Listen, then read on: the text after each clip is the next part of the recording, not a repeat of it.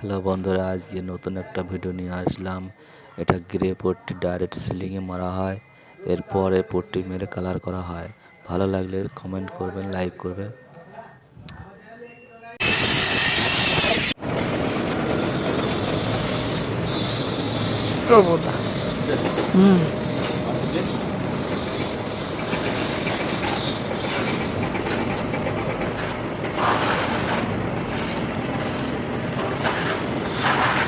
এই তো আরেকবার মাল উঠে মাইরে